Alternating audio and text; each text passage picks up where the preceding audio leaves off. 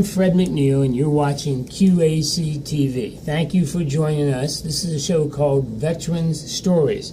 This is part 2 with Hart Anderson, who's a dentist, retired captain in the Navy. Hart, thanks a million for coming back. Thank you. Okay. Now look at it. Your life is full of so many great stories. I want to go. I'll try to do my best. You brought in some wonderful slides. Yes, sir. And let me do a couple of them. The first one I want to talk about. This is the title of your book now, right? Your autobiography. Yes, this is my Dentistry in a Bunker. There was a picture, I think it was out of Vietnam, and there was a bunker. And Yes, I'm sir. talking sandbags, and I believe you said that was your dental office. Tell us about that.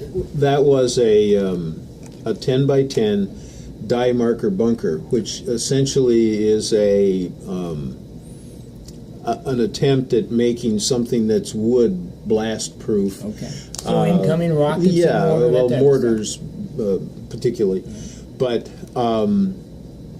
the sandbags definitely were there, and because we wanted to get up and running as soon as possible, I would get 20 some odd people in the morning for sick call, and so with to be seen, okay. I would ask them to fill 4 sandbags. While they're waiting for the kicker. Yeah, Next time I go to the dentist's office, I'm not going to complain about the wait.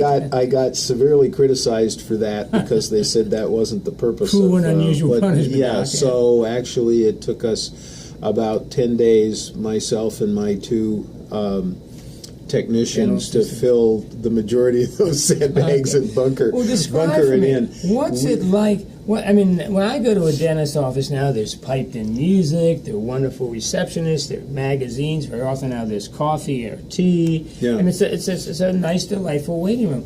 What's it like saying next? What would I walk into with a dentist office in bunkers? Well, basically, you'd be greeted with a guy of, a 2-day growth of beard, mustache, and probably body odor, because it's, pretty basic. It's a combat zone. It essentially was, as we mentioned last time, the philosophy of the support for the Marines was the establishment of a functional dental clinic as far forward as you could put it and still keep it functional. This kept people from leaving their fire support teams for several days to go from in this case Task Force Hotel to go back to Quang Tri. That would generally be a 3 or 4 day evolution. Right. And since these people live and fight in teams, the loss of one person makes a big difference. Yes. And with a toothache or with something that concerns you and you can't eat, it affects a Marine in this to do case. your job in this case, and all the neat things Marines do. Most of the bunkers I was in Vietnam were very dark, dingy, damp, not well lit places. What was it? Tell me what type of environment. To me, the answer to your question is yes. This particular one, because we didn't want it to leak, we took an old fuel bladder and cut it in half and draped it over the top, which seemed like a good idea to keep it from the rain and the monsoon type environment. Right. Okay. But the problem was, of course, that it pretty much sealed it up, which kept the moisture in that humid environment, kept it inside, and things tended to get a little bit moldy. What did you do for?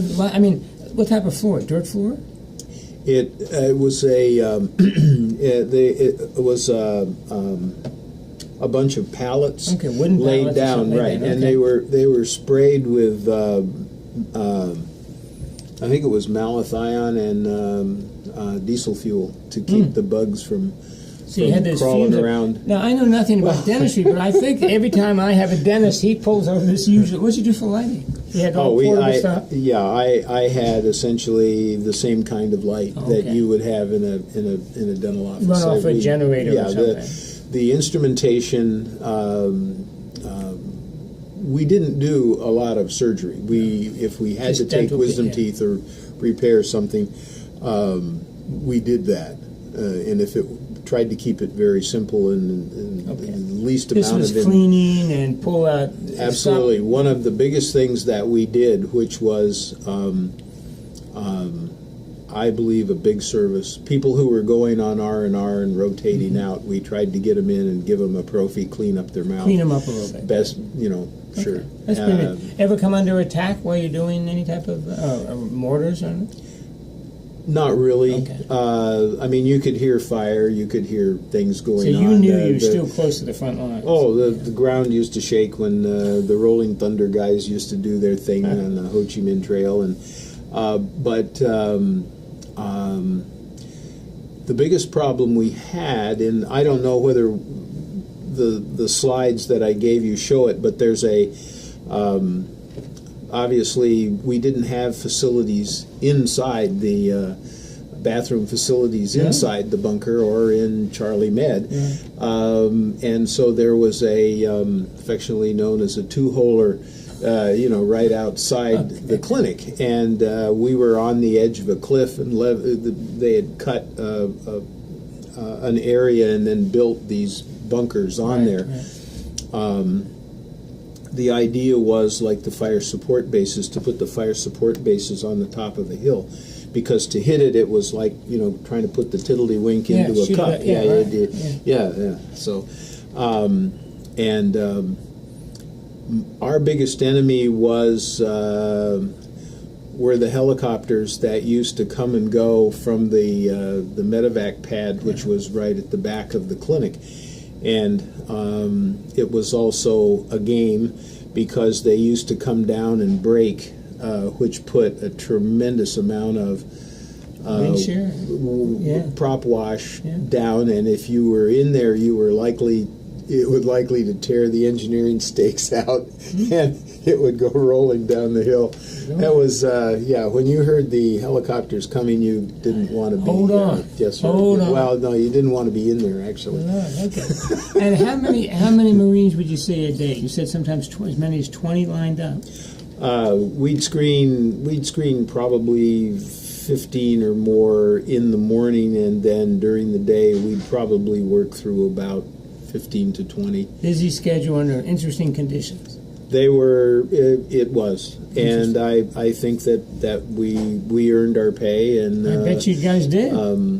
Like all things, we tried to do the basics, and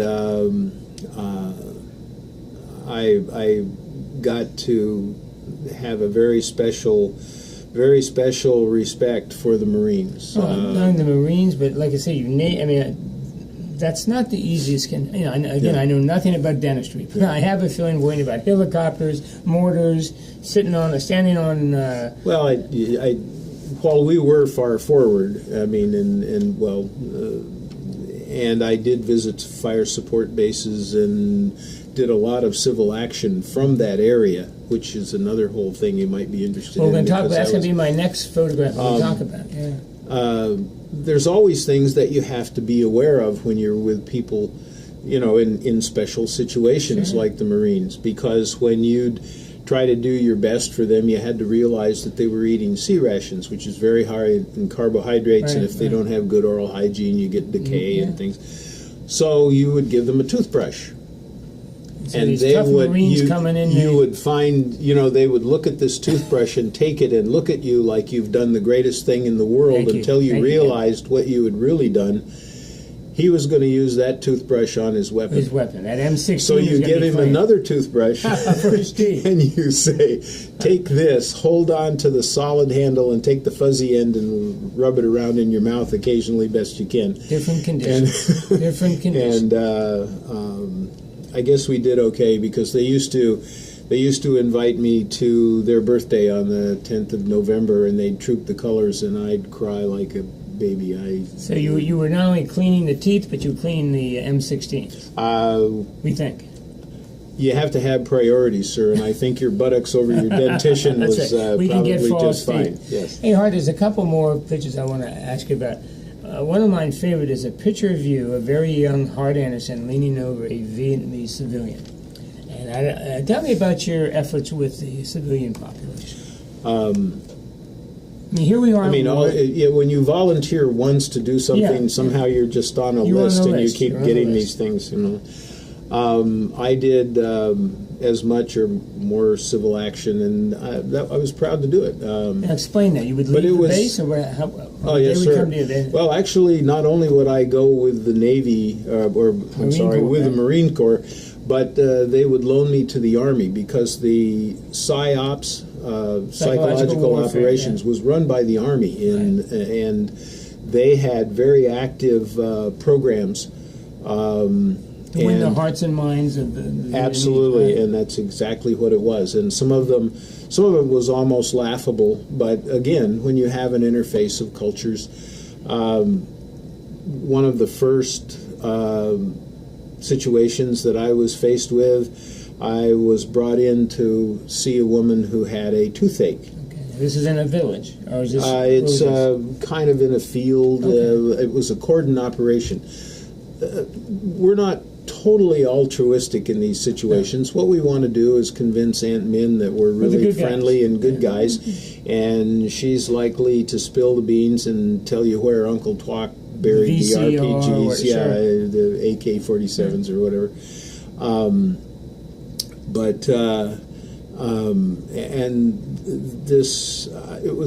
It's difficult to tell ages on people that you don't understand their culture, and these were agricultural so these are rural Vietnamese. Absolutely. Right? They lived a hard life, right?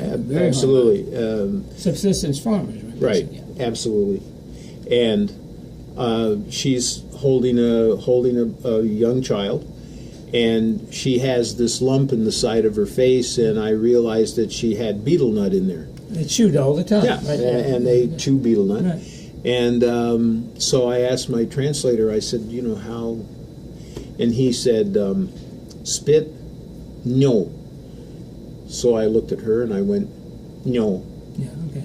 And she looked at me, and so I said it again. Yeah. And she went and hit me right here. This is what I'm chewing. Right. Yeah, it hit me right there. And okay, terrific, thank you. Right, now I know what you're chewing. Right. And she had a tooth that was periodontally involved and was quite loose, but it was also, I'm sure, very painful. Yeah. She couldn't chew. So we put a little anesthesia on there and simply extracted it. I mean, yeah. And this is right in the field. Right. Okay. And when you're done, I mean, I gave her the gauze to bite on, and I had the tooth in a piece of gauze, and I folded it up, and as I started to put it away, there was this commotion, and it was like... She wanted her tooth. She wanted her tooth. And so I thought, well, okay.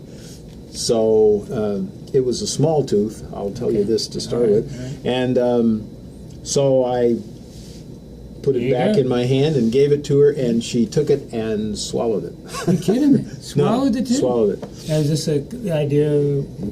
Perhaps some of the people that you've talked to who were helicopter pilots, if you went out to get people, especially Vietnamese or Montagnards or whatever, and they'd been involved and they were minus a body part, some of the most harrowing stories they have is while everybody pounded around in the rice paddies looking for this hand or leg or ear or something, because if they died, they didn't want to go before Buddha without all the body parts. And so this lady... I hate to ask what happened with arms and legs and ears. Right? Well, I think they just put them, as long as they had them. Yeah. She actually ate and swallowed. She actually grabbed this, and before I realized what she was going to do, she swallowed it, and I was like, oh my God. That's one tough gal, right? She was very happy. I mean, the next time we came through the village, which was Kalu. Outside of a larger, they're hamlets and villages and whatever. I had something like 11 or 12 people lined up who had toothaches and whatever. So how often would you do this? Was this once a week? Or a lot would depend upon who's looking for intelligence.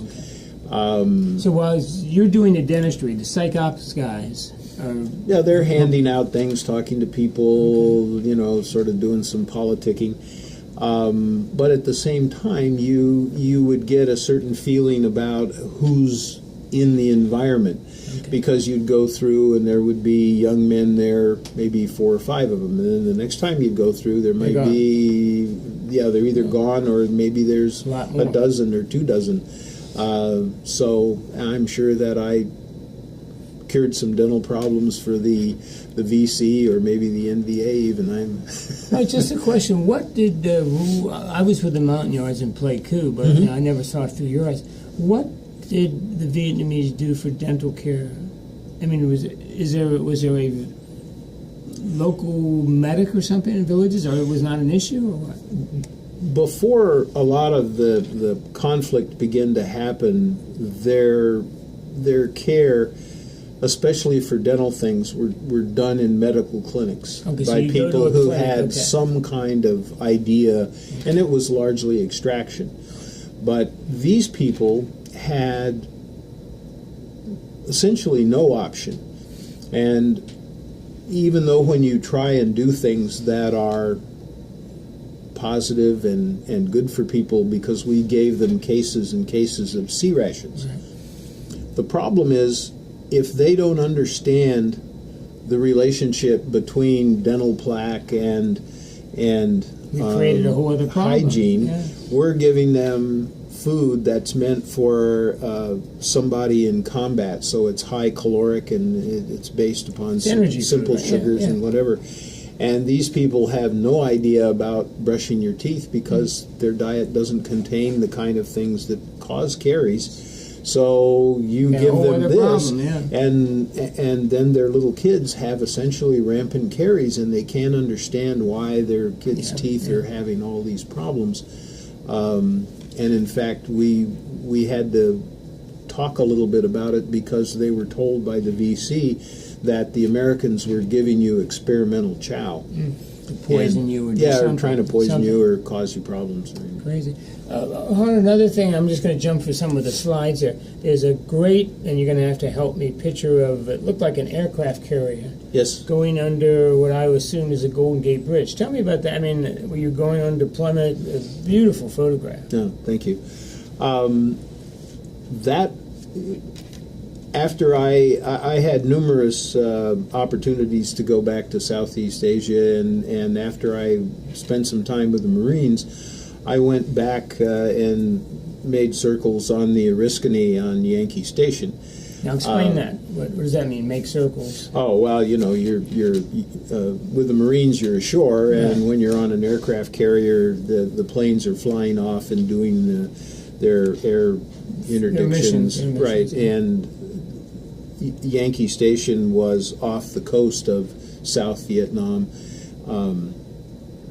and the planes would come and go from there, and you're supporting the wing, right? You're supporting as dental, you're supporting the wing on board the ship and the ship's company. So I went back there twice on the Oriskany. Okay. And this is 2 trips to Southeast Asia. Yeah. And I had the opportunity to take that particular picture. I'm not sure which carrier it was. It was not the Oriskany. It was a newer ship. But the Oriskany was home ported in Alameda. Okay. And so outside of San Francisco. It was on the east side of the bay, and the reason that I kind of like that picture is San Francisco is a very special place for me. Beautiful city. But some of my most uncomfortable feelings about the entire Vietnamese thing comes from the attitude that was almost palpable from the people who understood what you did for a living. And we should tell for the young people in the audience, as much as we always respect these men and women in the military service, our country had a very ambivalent feeling about the Vietnam War. It was tough to be in the service, and it was the nation, because of politics, it was a mess. I know how you feel. It was a mess. Right. Yeah. There were a number of things going on to try and be objective. there were a number of things that were going on. This was the first time that we were able to watch something develop on a 24-hour news cycle. Walter Cronkite telling you about what's happening in Vietnam today. And Walter Cronkite, interestingly enough, admitted right before he passed away that he took it upon his duty to try and shorten our stay in Vietnam, which was a nice way of saying he manipulated the news. He manipulated the news, because the way he portrayed the breach of the embassy in Saigon, in the Tet offensive, was incorrect. Okay. The sappers never got inside the building. The Marines did not let them in. Right. But he did admit that, and the business of a commentator is a person to tell you what they think. The business of a reporter is to tell you what the facts are, objective, and right? you figure out what the facts were. But the emotions and the very subtleties involved with our philosophical being at odds with Russia and communism and whatever. We're still in the Cold War, right? Yeah, and there's absolutely. This war, and there's a hot war going on in Vietnam. At the same time, North Koreans are stealing the Pueblo. We had Mideast problems, right? I mean, it was. And so a lot of the younger folks couldn't understand why we were doing this and had their own agenda, and so tempers got kind of hot and whatever. But the hard part of this. When the carriers used to come back, all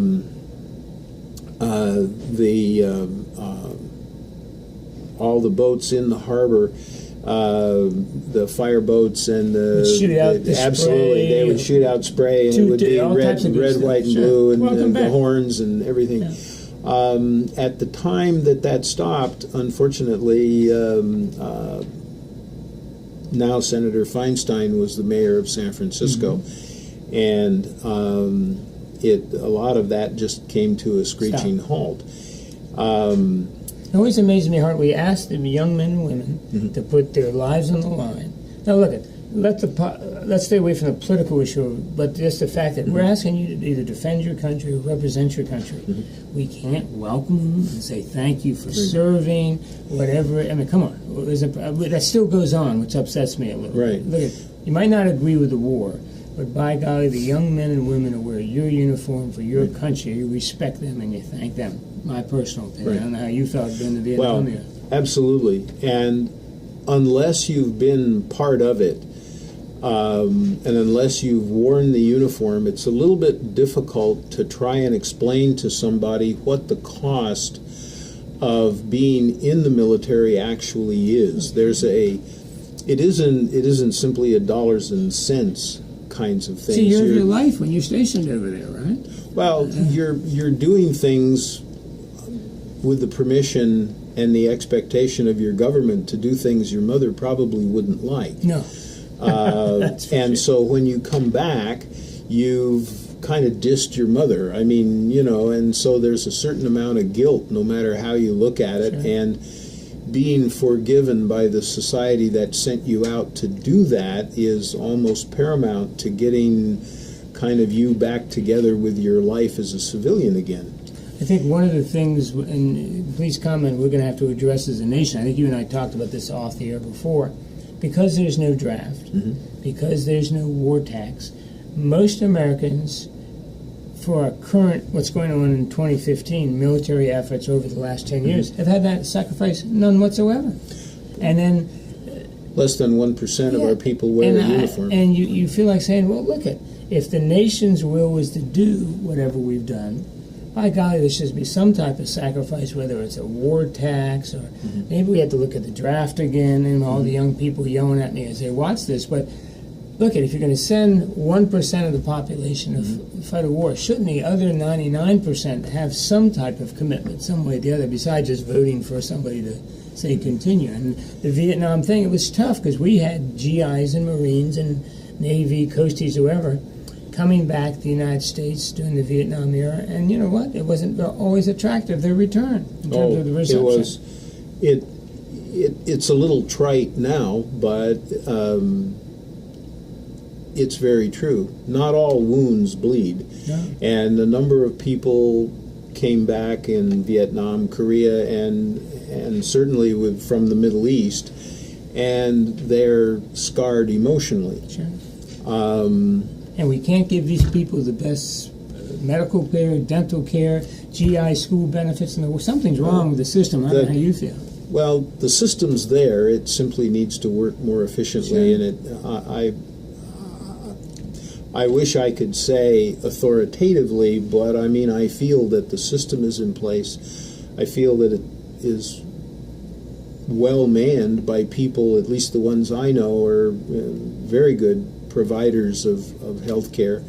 And I think it has sufficient money, but I'm not sure exactly what's wrong with it, but it's not It's not delivering, is it? No, sir. I mean, Hart, I'm an old man. Go ahead, please. No, continue. I was going to say that when you come back and you're trying to work with Readjust, some yeah. of the things that you're doing in San Francisco, I was aware of San Francisco, and I would tell the young guys that I worked with that this was important, and please don't wear your uniform downtown. You're already going to have It's a hard to little trouble. imagine. An American coming back from war and don't wear your uniform downtown. You're going to have a little trouble because your haircut is going to kind of give you away, but Something's wrong. Yeah. Well, All right, can I do me a favor? Let me stop you now. Yes, sir. My time's about up. But here's what we're going to do. So we're going to, in a couple months, we're going to give you a couple months off here, all right? Mm-hmm. And then you and our producer director George, okay, are going to get together. We're going to do a slideshow, okay? Okay. And rather than me ask you these questions, we're going to go slide by slide. Would you be willing to do that? I'd be glad to. I mean, great, because folks, you don't realize the wonderful slides he has. Well, look at. Let me stop for now, all right? Okay. I'm Fred McNeil. You've been watching QAC TV, a program called Veteran Stories. We've had Captain Hart Anderson with us, dentist, has more interesting stories. And my last word is please write that book, Dentist in a Bomb Shelter, or whatever you're going to call it, because that could be terrific. Thank you for serving your country, Thank you, Rick. and thank you for being on the show. And I promise you we're going to get you back soon, okay? Thank you very much. Thank you all for watching. My time's up. We'll see you next time.